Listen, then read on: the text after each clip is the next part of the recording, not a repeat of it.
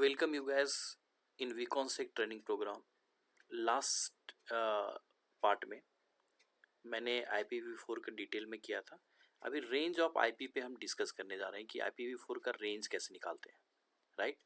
सो अगर देखें तो रेंज ऑफ IPv4 में पहली पार्ट में हमने इसके सारे डिस्कशन आपसे किया कि IPv4 एक्चुअली बाइनरी नंबर्स क्या सिस्टम क्या है, एंड इसके बाद फिर मैंने आपसे डिस्कस किया कि यहाँ पे रेंज ऑफ IPv4 पे भी हम डिस्कस करने जा रहे हैं। So guys, range of IPv4 निकालने के लिए एक चीज़ आपको ध्यान रखना है कि जो रेंज आपका, मैंने इसके पहले स्लाइड में आपको डिस्कस किया कि रेंज जो आपका कैलकुलेट होता है वो फर्स्ट ऑक्टेट से कैलकुलेट होता है, right. So first octet is responsible for range कि किस क्लास का IP आप यूज़ कर रहे हैं, राइट। सो गाइज, हमें इन सारे से हमें रेंज का कोई लेना देना नहीं है second octet, third octet and fourth octet पे, बट फर्स्ट ऑक्टेट से हमें पता चलता है कि किस क्लास का IP हम यूज़ कर रहे हैं। सो गाइज, अभी ज़रा इस पे फोकस करते हैं। तो इसको हमने क्या किया, यहाँ पे प्रोजेक्ट कर लिया है और यहाँ पे आप देख सकते हैं कि जो फर्स्ट ऑक्टेट का मतलब क्या होता है, 8 बिट, राइट। सो 8 बिट के अंदर क्या हुआ, यहाँ आपने देखा था कि लास्ट क्लास में पिछले स्लाइड में मैंने आपको बताया कि 2⁻0 इक्वल टू 1, 2⁻1 है तो ये 2 हो जाएगा, 2⁻2 है तो ये 4 हो जाएगा, लाइक दैट आपको बताया। गैस, इतना ज़्यादा कैलकुलेशन करने की ज़रूरत नहीं है, बस एक क्या करो, आप 1 लिखो और 1 का डबल करते जाओ, हर एक डिजिट का डबल। मीन्स 1 का डबल 2, 2 का डबल 4, 4 का डबल 8, 8 का डबल 16, 16 का डबल 32, 32 का डबल 64 एंड 64 का डबल 128। ये 8 बिट हो गया। आपके सबनेटिंग से लेकर के हर एक में इतना ही 128 बिट में ही काम हो जाएगा, 8 बिट में काम हो जाएगा 128 नंबर तक, राइट। आपको इसको कैसे निकालना है, जस्ट मैंने इसके पीछे का रीज़न बता दिया। यहाँ पे 2⁻0 है, 2⁻1 है, 2⁻2 है और यहाँ 2⁻7 है। गाइज, इसको आप निकालेंगे तो आपको 2⁻7 128 बनेगा, बट इतना बार बार कैलकुलेशन करने की ज़रूरत नहीं है आपको। आप सिंपल 1 लिखो और लेफ्ट साइड इसको हर एक को डबल करते, हर एक डिजिट को डबल करते चलो। सो 1 का डबल 2, 2 का डबल 4, 4 का डबल 8, इसी तरह 64 का डबल 128 हो गया, राइट। अब गाइज, यहाँ सबसे इंपॉर्टेंट है कि इस फर्स्ट ऑक्टेट का वैल्यू हमने निकाल लिया और यहाँ पे आप देखें तो इसमें क्या किया, ये पूरा वैल्यू वही जैसा वैसा मैंने लिख लिया, लेकिन ये कंडीशन है। क्लास A का रेंज निकालने के लिए आपको इस जो आपका ये जो वैल्यू है 8th बिट जो है आपका, राइट, इस 8th बिट का वैल्यू आपका 0 रहेगा हमेशा। आप यहाँ देख सकते हैं सारे बिट रिजर्व है, ये 0 है, राइट। सो गाइज, यहाँ सबसे इंपॉर्टेंट है कि ये वाला बिट जो आपका रिजर्व रहेगा, जो 8th बिट है वो रिजर्व रहेगा and that is 0। And rest bit में आपका 7 डिजिट जो बचेंगे उसमें आपके चेंजेस होते रहेंगे और उसी से वैल्यू बन जाएगा। अभी देखते हैं कैसे बनता है। सो गाइज, यहाँ पे सारा बिट 0 हो गया। अब अगर मुझे 0 लिखना है तो सारे बिट ऑफ रहेंगे, ये तो ऑलरेडी ऑफ है और ये सारे बिट ऑफ रहेंगे तो 0 हो जाएगा। बट अगर मुझे 1 लिखना है तो 1 के केस में अगर गाइज यहाँ 1 मुझे लिखना है तो ये 1 वाले बिट को मैं ऑन करूंगा और ये 1 हो जाएगा। अगर मुझे 2 लिखना है तो मैं 2 का बिट को ऑन करूंगा, ये 2 हो जाएगा। अगर मुझे 3 लिखना है तो 3 लिखने के लिए यहाँ डायरेक्ट डिजिट नहीं है, तो मैं क्या करूंगा, ऐड करूंगा। 2 + 1 3 होता है, तो 2 को भी ले लूंगा, 1 को भी ले लूंगा, तो मेरा 3 हो जाएगा। सो 2 + 1 ये 3 हो गया, राइट। एंड गाइज, इसी तरह आपको बढ़ते रहना है। और लास्ट का 2 मैंने लिखा है। जब आपको 126 लिखना है तो इसी तरह आप इसको ये पूरा यहाँ से लेके यहाँ तक ऑन करेंगे, एक बिट 0 रहेगा तो ये 126 हो जाएगा और यहाँ सारे बिट ऑन हो जाएंगे तो ये 127 हो जाएगा, राइट। सो क्लास A का जो रेंज अगर देखें तो ये 0 से लेकर के 127 तक जाता है, but as I told you कि क्लास A का रेंज 1 से 126 तक होता है और 0 एंड 127 रिजर्व है। 0 आपका डिफॉल्ट राउटिंग के लिए रिजर्व है and 127 loop back self testing of NIC के लिए रिजर्व है, राइट। यहाँ मैंने लिखा है only first octet value is responsible for class identification. So first octet का ही वैल्यू आपको क्लास को बताता है। सो यहाँ अगर देखें तो ये क्लास रिप्रेजेंटेशन के लिए आपको यूज में आ गया। सो यहाँ गाइज, क्लास A का रेंज 0 to 127 हो गया। रियल रेंज आपका 1 to 126 है जो यूजेबल IP है। 0 and 127 आपका रिजर्व हो गया। अब गाइज, जो मैंने पिछला आपको बताया कि क्लास A का रेंज ये है, क्लास B का रेंज ये है, क्लास C का रेंज ये है, वो कैसे हो रहा है, reason behind of this IP address हो रहा है। सो ये ऑटोमेटिक आपको पहले बाद में तो आपको रट्टा लगाना पड़ता है, बट इसको बार बार आप टेक्निकली भी आपको जानने की जरूरत है कि आखिर ये बनता कैसे है, right. So this is about the class ए। अब हम क्लास बी को देखते हैं, क्लास बी में रेंज कैसे निकलता है।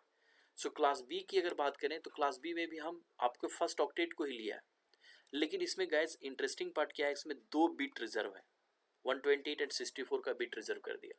और क्या रिजर्व किया, उसमें 128 को 0 रखा था, यहाँ सारे 128 1 रहेंगे, सारे 128 1 रहेंगे, मीन्स 1 0 रिजर्व कर दिया, राइट।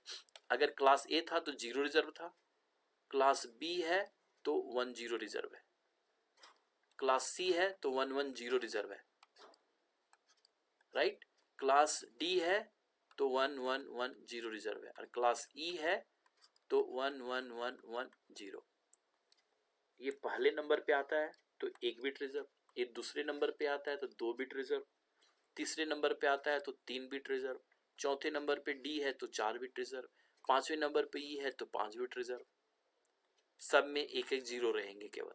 यहाँ 1 बिट था तो एक ही जीरो, यहाँ 2 बिट है तो 1 जीरो, यहाँ 3 बिट है तो 1 जीरो, यहाँ 4 बिट है तो 1 जीरो, लास्ट में जीरो है। ओके गाइस, इस ढंग से भी आप ध्यान कर सकते हैं।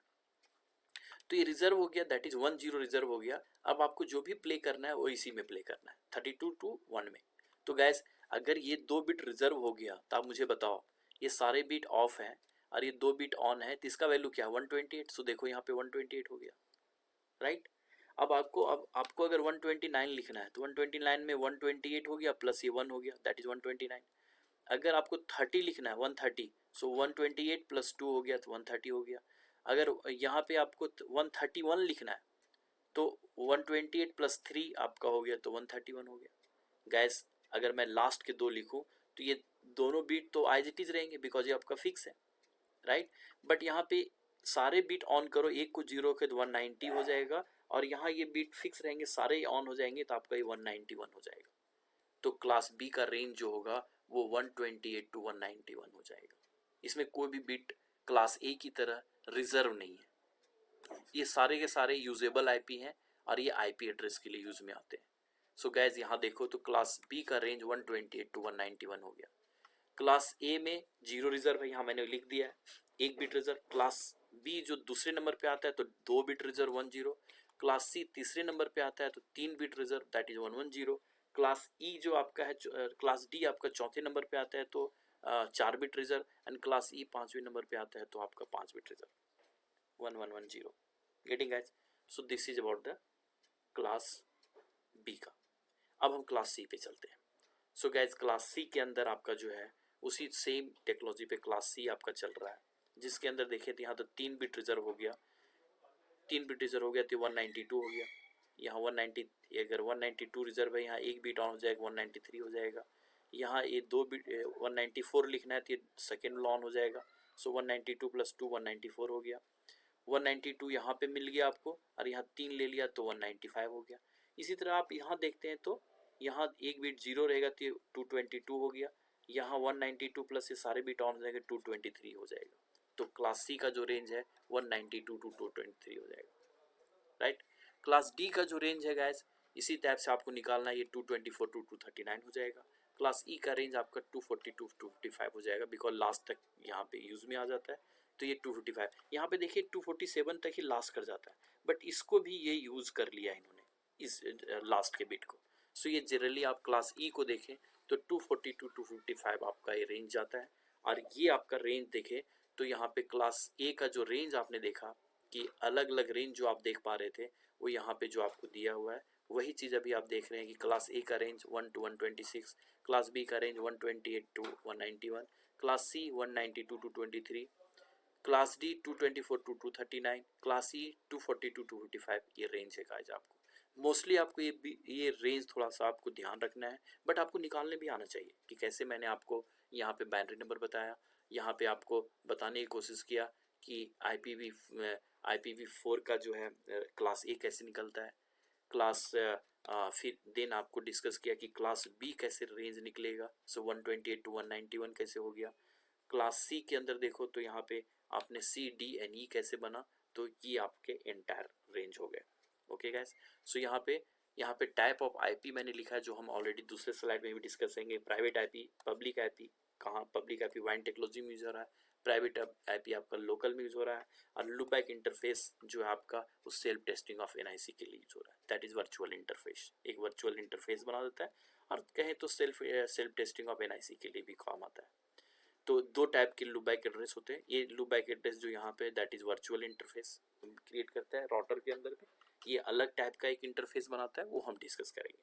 लेकिन गैस अगर आप रोटेट करके देखें तो आई बिलीव कि आपको एक क्लियर हो जाएगा। और अगर मैं आपसे क्वेश्चन पुटअप करता हूँ कि 192.1.1 ये किस क्लास का है, तो डेफिनेटली ये क्लास सी का है। आप इस ढंग से अलग अलग आईपी को देख सकते हैं, और अलग अलग आईपी को आप समझ सकते हैं कि रेंज कैसे निकलता है। सो इस क्लास में हमने लर्न किया कि IPv4 के एड्रेस रेंज कैसे डिफाइन होते हैं, हम कैसे आइडेंटिफाई कर पाएँ कि कौन किस क्लास का है। अगर मैं यहाँ की बात करूँ तो ये क्लास ए हो गया, 172 अगर आप देखते हैं तो क्लास बी हो गया, 192 आपका क्लास सी हो गया, राइट।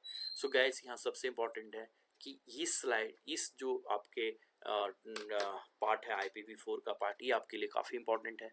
रेंज कैलकुलेट करने आपको आना चाहिए, वरना जनरल टेक्नीशियन क्या होता है वो रट्टा लगा लेते हैं कि 1 से 126 क्लास ए का है, 120 टू 191 क्लास बी का है, 192 टू 223 क्लास सी का। डेफिनेटली ये भी चलता है, लेकिन सबसे इंपॉर्टेंट है we are a engineer, we should know the technology कि हमें ये एक्चुअली बनता कैसे है और इस रेंज को कैलकुलेट कैसे करते हैं।